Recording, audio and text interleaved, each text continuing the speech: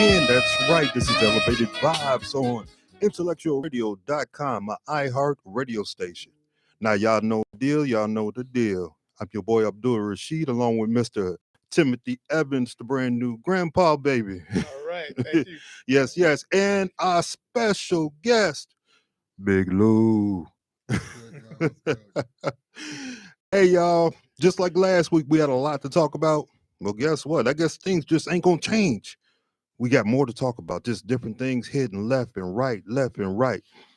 Today, we're going to start off with Shadur Sanders. We're going to drop it to Shannon Sharpe. And, of course, everyone, we got to touch on the orange mess. That's right. Y'all know who I'm talking about. Hey, you want to get in this conversation, hit us up, 708-223-8953. Once again, that is 708-223-8953, or you can hit us up on Facebook Live. All right, gentlemen. Like I said, we're going to start off with Shadur. The prank. Yes. I was already about to touch on that. Just heard that the NFL is going to charge the Atlanta Falcons for this prank $350,000. Talk to me. See, for an NFL team, like they're going to charge the Falcons $250,000. No, it's $350,000 in the total. Oh boy, yeah, $100,000. You're right. You're right. It's a little bit more when they're taking $100,000 from the coach. $250,000 from a team, that's a drop in a bucket. You know what I mean? But the son, yeah, he learned a valuable lesson, $100,000 lesson. Woo, yeah. So they're gonna fine the coach because of what his son did. Indeed. Oh yeah, really? Oh yeah. Why? Because he left the phone number out? Or? Well, yeah, and that's the main thing too. You know, you leaving out their private information that should not have been left out. You know, and hey, real talk, it's gonna be some mess in that house, man. $100,000 worth. That's gonna be fun. I wish I could be a fly on that wall. So what was he claiming? He was claiming that his feelings was hurt, that he got tricked or something. I mean, what justifies him getting? Well, what justifies the NFL? Because you know Shadur's not going to get that. Maybe somewhere in the long run, somehow. You know what I'm saying? But you know what justifies that is that the son put this out on the internet as a big joke and all that, and then you know the status of who you got there. All right, this is Deion's son. This is primetime son. You know, and any you know football enthusiastic or you know, hey, we all know primetime. You know, and to do that and play those type of games, that tears down your image. So you got to get hit with something. Okay. You got to smack them with something, y'all. You know what I'm saying? We found out that they did try pranking some other athletes, but it didn't go as well, and it didn't have the. See, Shadur was live streaming from his platform at the same time that it happened, so the all the parts came together to make it a little bit of a media storm. So that's what really made it take off. But I feel like Shadur handled it well. He handled it in stride. He didn't blow his top over it. He just kept it pushing. Yeah, no doubt. No doubt. And give me your thoughts. Okay, Shadur, you know, he was doing it in Colorado. I mean, okay, they may talk a little bit here and there about his arm, but you know, he was doing it there, and he was a top student from what I'm told. Okay, so what do y'all think on the fact that he slipped from the first round, possibly the number 2 quarterback taken, to the 5th round, number 144? Talk to me. Okay, so they were saying that they had a big problem with his interview style, and that they think they would have a lot of problems with him, that he seemed like he was entitled. Yeah, but you know, you had folks like the Mannings that they wasn't that humble. I mean, they seemed somewhat, but they wasn't humble. You know, so the thing is, you know, what's the difference? So, I mean, could he be that much of a problem that no team would want to sign him up because he was that much of a problem off the field? Could it be? I mean, I mean, for the most part, from what I know, and hey, I might not know that much. I'll say that. I'll admit that. From what I know and from what I have taken in, the boy wasn't a problem at all. It's just okay. Yeah, he got a little bit of an ego, but you're a ball player. Most ball players do. You know what I'm saying? He was never in trouble with the law. Like Right. you said, he was academically, he got his grades. Right. He was a leader on the team. Okay, maybe he's not the greatest athlete. You know what I mean? He's not running a 4.44. Right. He don't have, what I'm saying? He's not throwing it 80 yards, but he's accurate. He led his team to victory. And he each time from Jackson State and Colorado, he went into a situation where the team wasn't good, and he made things better. He was around for things to get better. And I don't, like you said, it was the interviews. I don't know how an interview can go that bad, that the game tape is all of a sudden negated. Now, I was hearing something about he was saying, I'm going to change the culture around there. And, I don't know how Cleveland run their team. I'll say that. It's not like besides Deshaun Watson, I really wasn't watching Cleveland that much, but to say, like, I guess, they want a person to come so very humble and kumbaya all the time. But like I said, most ball players got that ego. That's how they got what they got. So I'm saying, though, if he came into the interview saying, you know what, when I get there, this is what I'm going to do. This is what I'm going to do to change the team and try to do a little takeover of the culture around there. I wouldn't be surprised if nobody wanted him to, you know what I mean? They don't like the rabble rousers. No. They don't like when you come ready to tip the apple cart over and change things around. Not at all. Yeah, I know they're not a fan of it, but his daddy was. Now his daddy was able to prove it. Yeah. You know what I'm saying? So, but I mean, come on now. See, I was wondering if that was part of it, who his father was and how vocal he was in his child's life. And, he acted as a lightning rod for his kids, the same way LeVar Ball did, the same way Richard Williams did for Venus and Serena. And they received the same vitriol. And it is, I don't understand. It's like anytime you stand tall for yours, people have a problem with it. And it's like they want you small, they want you docile, they want you sheep-like. And when you don't conform to that, you're going to receive a little backlash. Well, personally, and I know Deshaun is going to be out for the whole year, right? Yeah. All right. Well, personally, I hope he gets in on the field early. And I pray personally that he shows off. He shows everything that he can do and what his daddy has taught him and everything. Because, yeah, I want him to put fear in the NFL, personally. No doubt. All right. Go ahead. I said I'm ready to say it. Yes, sir. All right. Shannon Sharpe, gentlemen. I will let you start this one off, too. Okay, so Shannon Sharpe, he is accused of sexual assaulting a 19-year-old, where she was at least 19 years old in 2023 when they met, right? And he has been being accused of sexual assault, and that's where we're at. So it's a lot to say on it. So that's the gist of it right there. Give me your take, Lou. Shannon, he lacks a basic level of self-awareness. I don't think he understands the actual scope of reality that he lives in. Like he thought they liked him enough to let him get away with the BS, and you're not that special, right? you gotta do better than that.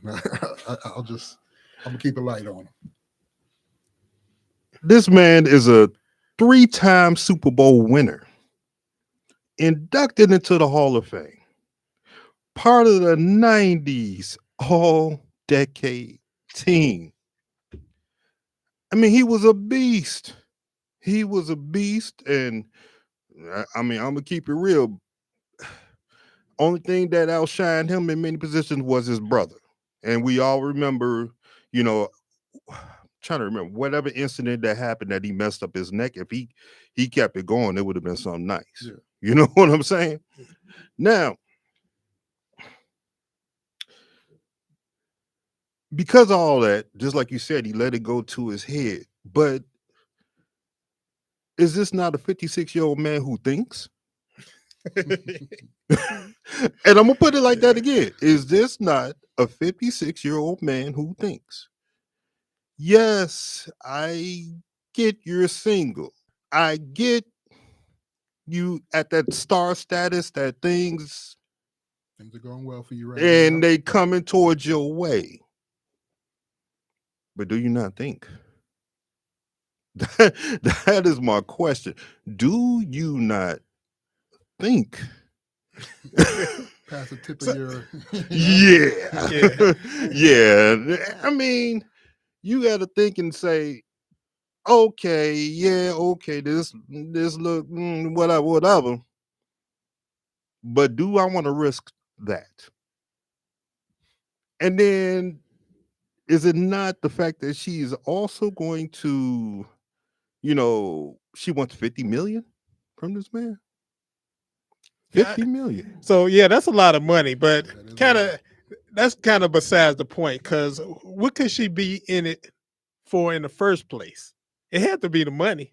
I mean, like you said, 56 years old, and a 19-year-old, like she really was looking for a 56-year-old guy.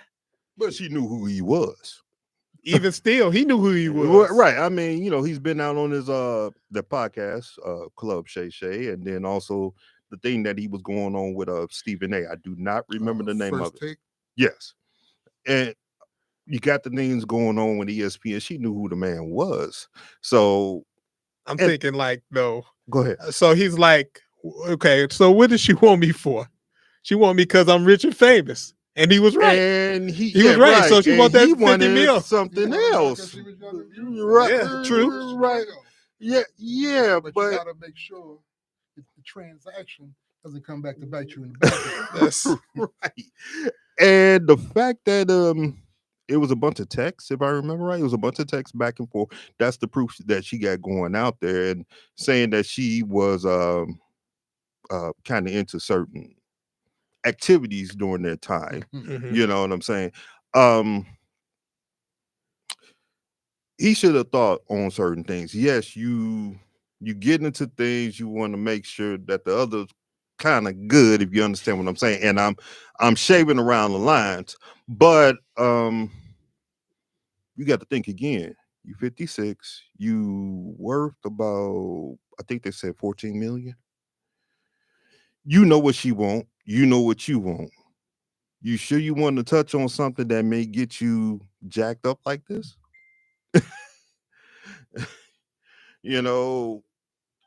Come on now. Let's think. House of cards is very fragile. You got to plan ahead. You got to think better. Yes, I totally and completely agree. Now, and it's something, once I read about this story, gentlemen, that, it's something that was been pondering and, just in the back of my mind. And I'm going to throw it to you both and tell me what y'all think about it. Should it not be at least the Players Association of the NFL? I personally say NFL, NBA, MLB, and whatever else, where you got these young guys coming in. They're about to make boatloads of money. They should have some mentors coming to them, trying to guide them through the ropes of this new level of society you about to walk in, because you get it all around. You get these professional athletes that all that's in their face. They need somebody to say, hey, dog, come on now, bruh. Don't do it. You know what I'm saying? And What do y'all think about that? Should it not be a group or whatever that these organizations can put together so they have these mentors for these young guys coming in, which as they age, it will guide them anyway from getting once they get older, so they won't do something as goofy as this. See, they have rookie symposiums where they talk about exactly this: being careful not to be succumb to the predatory forces that are going to be coming after you now that you're Yes, rich. sir. Yes, sir. You know what I'm saying? But some people take heed, other people in one ear is out the other. Like you can't always police Right. stupidity. You can't pick stupid. But I mean that just definitely makes sense. I mean, as many athletes that end up broke after the end of their careers because they splurge money on all of these fancy cars and they don't budget correctly, you know, they overspend. I can't imagine at this point that any of the teams wouldn't have you know, financial advice, people, you know, contacts, lawyers, accountants, they probably got all kind of psychologists and everybody else working with these guys. Right. It's up to the players to listen. That's true. Know, when they get advice. I absolutely agree. Lou, let me ask you, because you was just saying about the symposium. Who runs that symposium? Is it the Players Association? I think it's a combination, NFL and the Players Association. They come together, I think, pretty much every year. You know what I'm saying? Every new class of rookies, they bring them in.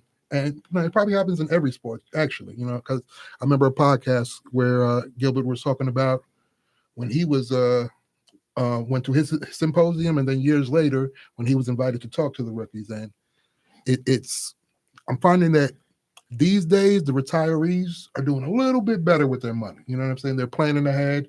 They're starting small companies and production companies, and maybe a lot of them are doing podcasts too. Yes. You know what I mean? So the fraternity is smartening up, but they're still, I guess, Shannon was a little bit older. He didn't get the new rule book. I mean, yeah, I agree with you, and maybe they should push it even more, and not just take it every year, every 6 months. You know, where these guys are going to need these refreshers, because season start. We'll use the NBA season start. Well, I would say in October preseason, but let's just say November. Okay, by the time of February. Christmas? Or no, I was thinking about Christmas. Well, yeah, okay. Well, by the time of Christmas, they ain't thinking about what they learned in that symposium, you know, or at least what they heard, because you know half of them be probably like, man, I ain't trying to hear them, you know. And then, you know, they're going to different functions, different things where, you know, that these it's being thrown at them. Yeah, the element is in attendance. Yes, exactly. Okay, so what do you all think about the fact that Shannon's defense team, he wants to kind of take it back to when he had the interview with Cat Williams and he was outing everybody? He was saying, well, at least this is what I read, that he was saying this is some kind of retaliation. They got they got him set up for this to happen. Yeah, he didn't mention a lawyer or something like that. It was like trying to get him or something. Yeah. Because of you know, him outing all of those celebrities, Cat Williams. There was some chatter about, you know what I mean, a certain NBA athlete who had it out for him and was apparently putting out a bounty on any information anyone could find that could ultimately lead to his Shannon's demise. Now, did that individual find that information and put it out to the world? Quite possible. But but that lawsuit was happening. Yes. He already tried to settle. You know what I mean? This is the second wave. So but you know, once a person, aka the orange one, gets revenge in their mind, they ain't trying to stop. You know what I'm saying? And that's a quite possible thing that has probably happened. Oh yeah. But then that goes back to Shannon thinking, you know, that hey, she's 19, I'm in my 50s. Need I say much more? And then, you're going to put out these texts or whatever. You're making a mistake. You do not. I'm trying to remember what they used to say back in the day when they'd be like, hey, if it's no proof, it's no case or something like don't that. leave a paper trail. Right, right. You left the digital trail. I think he left a video. It's a video out there. They said they have evidence of a video that he refuses to watch. Oh yeah. So yeah, they got a little bit more than text. So they got a video, and at this point he hasn't watched it yet. Right. That's why he was trying to settle for 10 million. Right. Get it out the way. And that's why they want 50. Yeah. You better take that 50 million about that video. His reputation really getting messed up. Yeah. Because let's say you take this to court, you go through the courts, you do all what you do. And then I know they were saying that, they had encounters more than once. Okay. So, and this is where, he may win in court, whatever incident happened that goes along with that video and the text, but then she comes back and goes again. Okay, that kind of throws away your case. But now that everything's out in the public, you're ruined. Yeah, public opinion is a whole different ball game than a court of law. Right. Because the court may let it go, but the public can't. And then you had the podcast. He had to step away from ESPN. That's a lot of money that he's losing. That he's going to lose some more. It's just crazy. He's going to have to answer some tough questions to his sponsors. Yeah. And, have they already started dropping them? Wouldn't be surprised if they have. Okay, because see, that's the one thing I didn't catch up on. So I don't know. But, once the sponsors drop you, you might as well go home, go in the corner and cry. Yeah, you might as well go home, get in the corner and cry because it's over completely. Well, everybody, we're going to take a quick musical break and we're going to get into the orange one and his first 100 days of just his first 100 days. You take it how you want to take it. Remember, you could join the conversation, 708-223-8953, or hit us up on Facebook Live.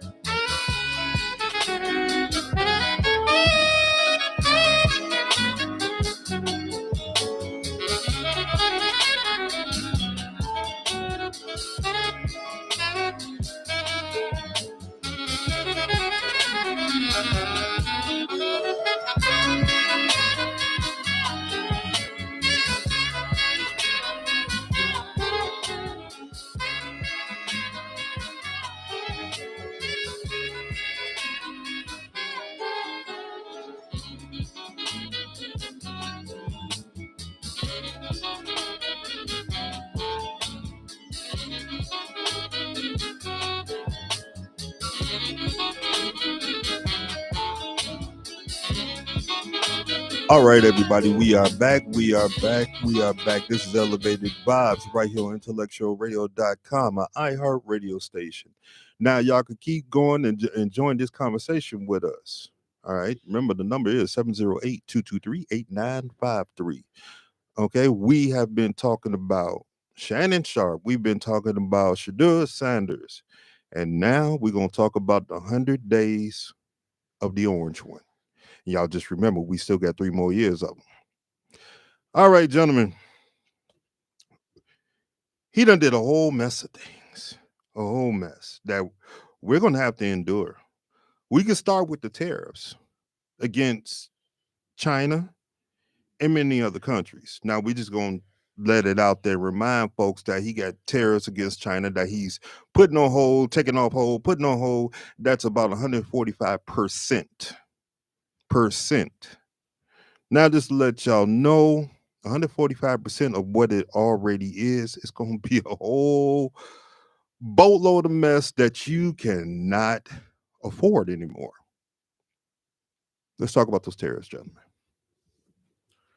See, the thing about them is the larger corporations, they'll be able to survive. You know what I mean? Because where they can't pass off the increases in costs to consumers, they'll be able to cover it because they're making a boatload. It's the small businesses that are going to suffer. Like their overhead isn't high enough for them to sustain that type of increase out of nowhere. You know what I mean? It's just gonna wipe up a lot of small businesses. That's what I see happening. Talk to me, Tim. Well, I know they said it's going to hit certain industries more than others. Definitely, they were talking about the shoe market, the clothing market, the electronics. They were also talking about auto parts. So they're saying by midsummer, you might start seeing empty shelves by midsummer. And wasn't we hearing that from Walmart? And it was Target. I knew it was somebody else. So 2 of the biggest retailers that everybody for the most part touches, especially Walmart, you know, you're not going to have stuff on the shelves in Walmart. That is a complete mess. And then just to keep things going with these tariffs, it's tariffs that are on Mexico, Canada. I think the only place that does not have tariffs, which is very odd, is Russia. Y'all thoughts on that one? See, other than China, most of the other countries been folded behind the tariffs. So it's like a game of poker, you know what I'm saying? It's like check, fold, I'm all, you know what I mean? So you keep on seeing what the next man is doing. Like that's the only real bad trade war where it's happening is with China. Everybody else kind of because China knows they are just as big as us. Mm-hmm. And they also know that they are so intertwined with us that it's going to smack us just as hard. You know, so why are there still those that are saying, oh, this is going to be good for us. This is going to be great for us. Now, mind you all that they already said, okay, you bring manufacturing back here to get a factory set up. It's going to take 5 years. On the low end. 5, right. Exactly. On the low end. You know, can we all make that make sense? Some way, somehow. I don't think it makes any sense. I mean, so you know what? Some of these relationships with these countries, they're never going to be the same again. Especially like with the United States and Canada, never going to be the same again. For probably the next 100 years, they're not going to be able to trust what America will do. You know what I mean? Yes. But ironically, you know what? I don't blame Trump as much as everybody else does, because Trump is going to do what Trump is going to do. I blame everybody else around all him. The yes men. I blame everybody else around him who let him get into office, who didn't fight back against him, right, who voted for him. I mean, this has been like in the making for so many years. Right. And he said exactly what he's going to do. Right. And exactly. He told everybody what he was going to do before he even got in office. And you had, do nothing Democrats just looking, not doing anything. They know they should have left office a long time ago. You got bad Supreme Court judges. it was just meant to be like this, I guess. You know what I mean? When you don't take responsibility for directing the way the country should go. They made a lot of bad decisions. Agreed. Now let's touch on some other things that he's already doing. We already know about the young man the number of people he sent to that mega prison, which is like the 6th level of HE double hockey sticks. And the man was not even supposed to be on that plane. Not at all. Not at all. And that place breaks you down to put you to the level of almost nothingness. Some people believe that he'll just stop at the Venezuelans. He'll just stop at the El Salvadorians. We all know that may not happen. Tell me your thoughts on that, gentlemen. It's the most tragic part about it is, like you said, the people who voted for him not recognizing that in voting for him, they were leading to their own, the demise of people around them. The tragic, life-changing experience of being deported back to, it's like some of these people haven't been in those countries in 10, 20, 30 years. They don't know nobody there. Mm-hmm. And now they got to go back and restart their life because their little nieces and nephews decided to go out and then vote for a man who would put actions like this in order and then line them up and let them go. And then what about some of those folks who, they never went. They were never there. You understand what I'm saying? Their mom, their dad may have came from that place, but they were born here. He's doing his best to destroy birthright citizenship. And we all know that goes back to us. Believe it or not, that goes back to us. So we all know this point. What's your thoughts on that? So the instant with birthright citizenship, I'm not really understanding that. So what are they saying? If your parents come here and well, a lot of people, what they would do is that, you're in a relationship with a woman and you're from a different country. You would come here and have your child born here, mm-hmm. which would make them an automatic citizen. Mm-hmm. He's trying to destroy that.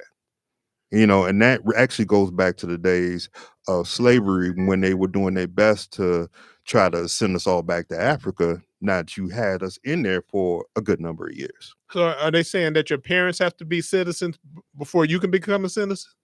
Is that what they're saying? Pretty much, yeah. Pretty much. So that's another thing of a whole other set of problems that they got going on. And then if we can keep it going with his approval rating. His approval rating is low than a mug, and people are starting to wake up to that. And he had his big interview yesterday, which I don't know who may have seen it, but this man was nowhere near acting presidential. He was acting again like a 14-year-old kid who maybe got sent to the principal office, but he mad at the principal on the stuff that he done. You understand what I'm saying? He's trying to overtalk Terry Moran. I couldn't think of his name at the moment, which is a proven reporter. He even got to the point where he told Terry Moran at the end of the interview that ABC is a sorry news company. What president would say that about the media, especially a major media such as that? Tell me your thoughts on that, gentlemen. He's always had a contentious relationship with the media, so it's not surprising that he would continue down that course. He is the man that pretty much championed the term fake news. Yes. So he's gonna roll it out as a defense any chance he can. Yes, yes. Your thoughts? Again, I hate to say this, but I mean, it depends on who you're interviewing. He already knew who he was interviewing, right? Absolutely. Trump, I think people are expecting too much out of Trump. You know what I mean? Like, is he going to start acting presidential just because we elected him president? I don't think so. You know what I mean? It's So you never expect him to grow up? No. He's gonna do exactly what he's been doing for the last 70 or however old he is. Yes, sir. He's not going to change just because you put him in front of another leader of another country, or you put him in front of a camera. He's going to do exactly what he's going to do. Nobody should be surprised at any of this stuff.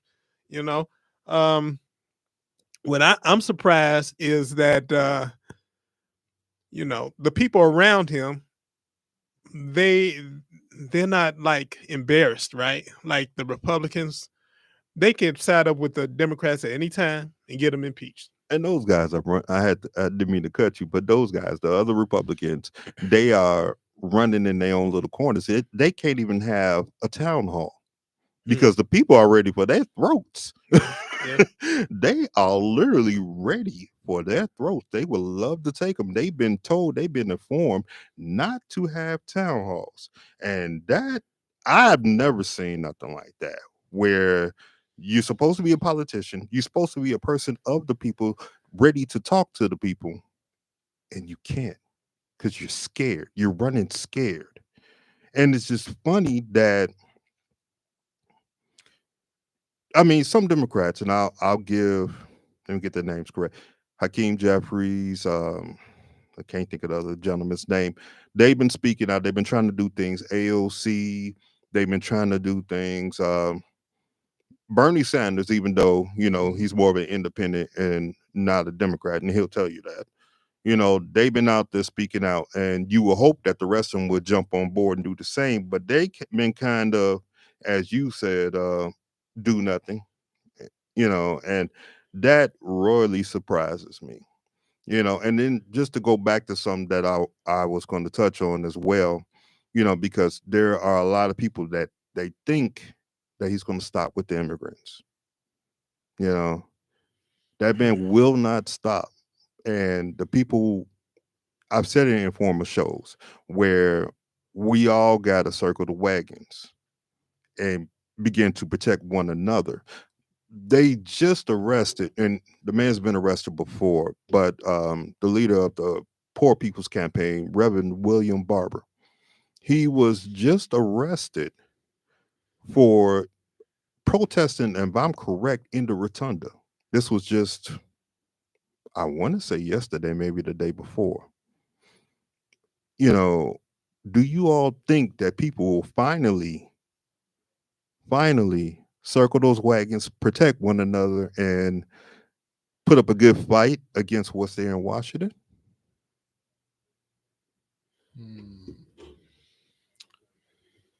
I think we're going to see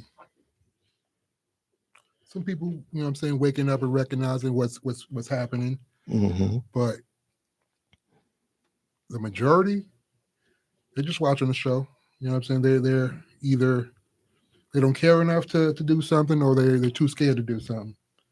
So it's really a matter of, I don't think, well, let me say this, I don't think everybody can be saved. Well, that's true. Everybody can be saved. I agree with you. Some people are just gonna, they're fodder for the machine, for the cannon, Yes. And you just gotta let them be that, and you gotta protect your own and build where you can, and everything outside of that, as long as it's outside of what you're building, forget about it. Now they're making this claim that they will not touch Medicaid. They're making this claim. You see what I just said? They're making the claim. I'm talking about the Republicans, saying that they will not touch Medicaid, allowing Doge to come in and cut everything, as you see Musk up there with that big chainsaw. Cut everything with the chainsaw. They claim that they're going to save all this money, which nobody knows where it's going. And that's the wild part. They cutting these jobs. A whole bunch of fraud, but nobody, no handcuffs. Right. Nobody's getting arrested. Exactly. You're firing thousands of people that know their job, been doing their jobs well. They've been doing them great. You're firing them.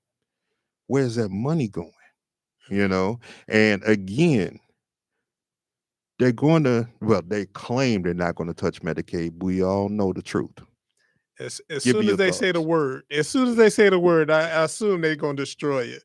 If they say something about vaccines, they're going to destroy it.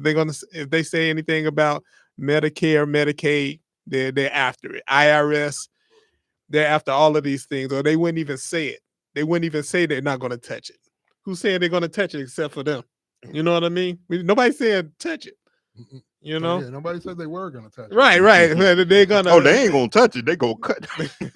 Yeah, exactly. And then just even touching with things like you were talking about vaccines and so forth. Harvard Law, Harvard Medical School, they're denying them their funds that they need. I mean, you got Harvard, one of the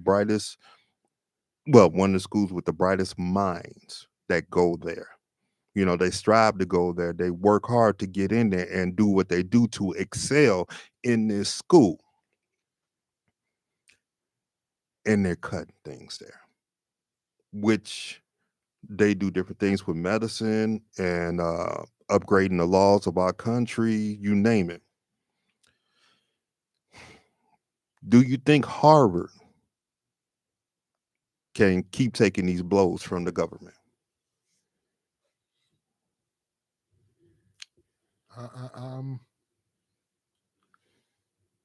Harvard is in a tough place. I think they'll be all right, though, because they got a bunch of rich alumni. Yes, they do. You know what I mean? But Harvard is just getting a little taste of what many HBCUs have been forced to deal with. So very true. Very true. When Lou Rawls wasn't out there for nothing. You know what I mean? When the arrows start to spread around, I'm not too mad. Mm. You know? Mm-hmm. No doubt. Go ahead. I think Americans need to find out what's going on, because a lot of people still are not paying attention. So I know that John F. Kennedy Jr., that's the name. Oh, you talking about Robert Kennedy? Yeah, Robert Kennedy. Yeah.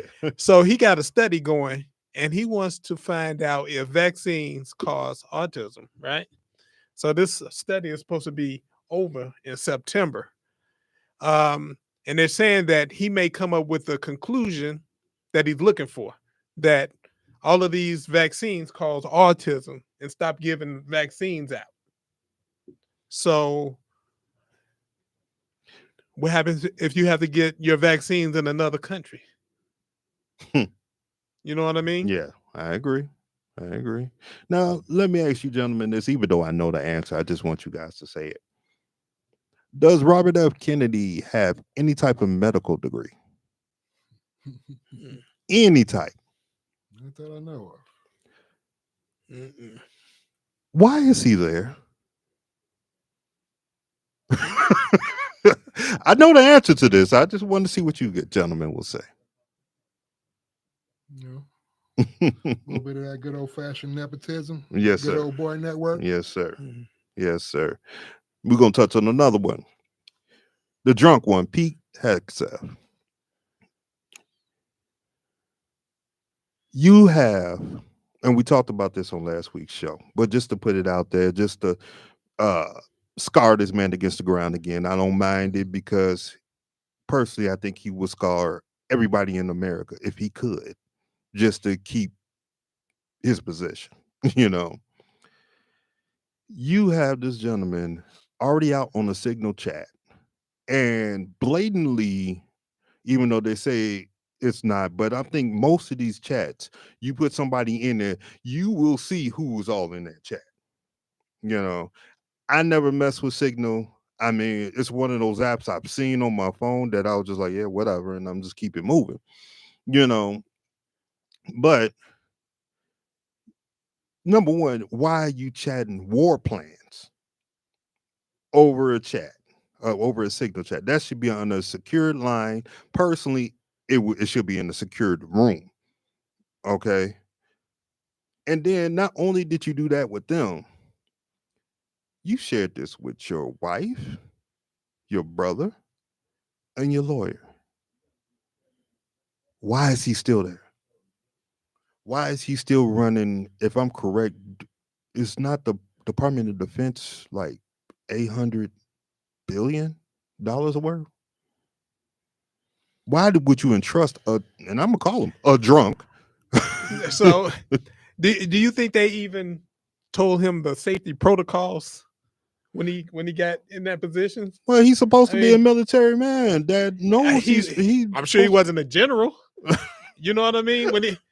I don't even know how you got past private, but go ahead. Right. So, I mean, if nobody tells you the safety protocols, I guess you can get on the phone whenever you want to because you don't know. You know what I mean? It's definitely a look into what I think is the lackadaisical nature of security measures. Like I think it's a widespread. He's not the only one. No, he's not. I think he's not. A bunch of them are tightening up now, but he was not the only one communicating on signal. Well, I mean, you had what's her name, Tulsi Gabbard, who's supposed to be intelligence, right? Yes. Yeah. What's wrong here? Why is she not like, hey, Pete, what you doing? Why are they there? What authority would she have over him? But you know what I mean? You're supposed to be national intelligence. You're not sounding too intelligent to me. Yeah. Well, she called him, I guess. So, I mean, she probably had an assistant do it, but go ahead.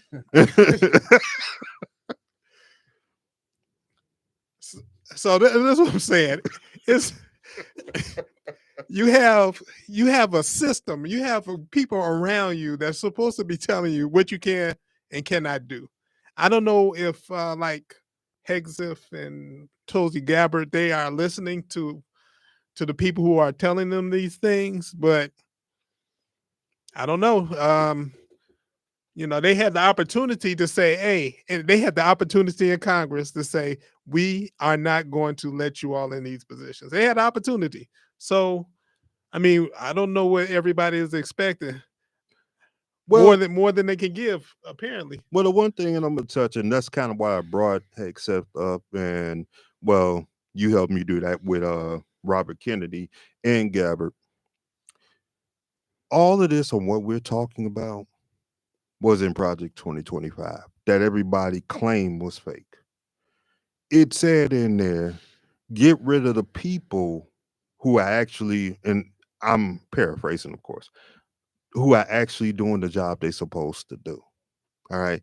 The people, because all these in this cabinet thing are supposed to, you know, even though, yes, you are picked by the president and so forth, and you are blessed by Congress, whatever you want to call it, but you're supposed to stay within the rules of the job, not become yes men and women.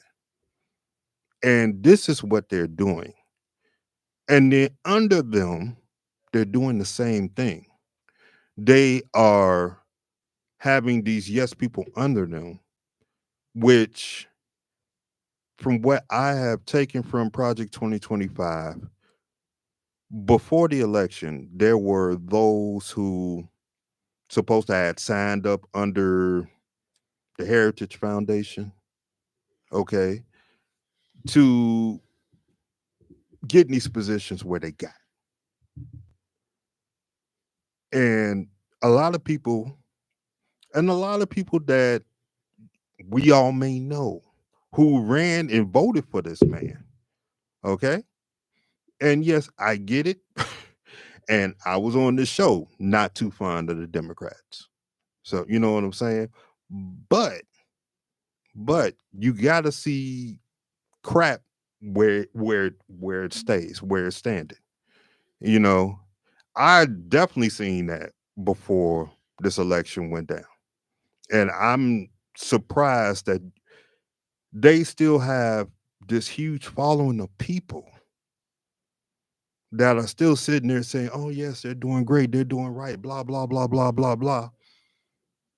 And, oh, There was never a Project 2025, but yet it was a 900-page books going around to different people. And if you look deep within that book, it was like the 10th edition. And a lot of people do not realize that this Project 2025 did not start just now. It started back in the days of Reagan. And we let this stuff rise, slide through, and nobody knows what to do. Everybody's sitting on their hands, or they're eating their popcorn, or whatever you want to call it. You know, where it's going to have to take all of us, every single one of us, to fight what's against us right now. Because, you know, like I know you gentlemen heard the stories about things being taken out of the African American Heritage Museum out there in DC, already taking stuff out, already erasing our history once again. Trying to rewrite the narrative. Yes. And it's a must that we stop this type of stuff. All right. And believe me, on other things globally, they're trying to touch and attack things like they used to back in the 50s and 60s. You know, they're trying to, you know, hold control or obtain control. That's why just may have been the day that there's been an agreement between them and Ukraine because they want these precious minerals. They're trying to get into Greenland for the same thing. You know, these are things that we have to put a pause, but we have to stop. We have to block. And it's up to us to do it because we let this beast rise. I'm sorry, but we did. You know, not paying attention, we let this beast rise, and we got to put this beast down. I tell you the truth. Yes, sir. I don't think that a lot of people in the United States will not pay attention to any of this stuff until they go to the store and they go to the TV section and there's nothing but wall there because no TVs came in, or They go into Foot Locker and they only got one pair of sneakers up there. You know what I mean? And then they were like, "Oh, where all the sneakers go? Right. Oh, we don't get sneakers." And they probably all size sixes. Oh yeah, go ahead. Or go get some new clothes. And they looking around. It's like, where the variety at? Yes, sir. You know, I don't think anybody is going to pay attention to any of this stuff until something like that happens. Till it hits home. Yeah, because like people were freaking out about the eggs. It's going to take people walking into the store and seeing nothing. And it's like, whoa, okay, I guess we got to get this guy out. Right. And then even in his interview yesterday, he tried to blame it on Biden. But real talk, we all know it's a bird flu out there. It's out there. All right. Come on now. But wait a minute, I'm going to fix the eggs prices on day one. Yeah, right. What's the prices now? They high. Yeah. Come on now. Yeah, they're still high.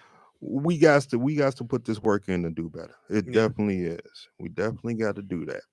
Yeah. Any last words, gentlemen? So have you heard of when what's her name?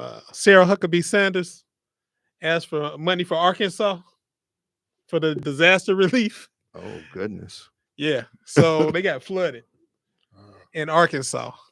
And, you know, she was one of his biggest supporters, even on the first time when he became president.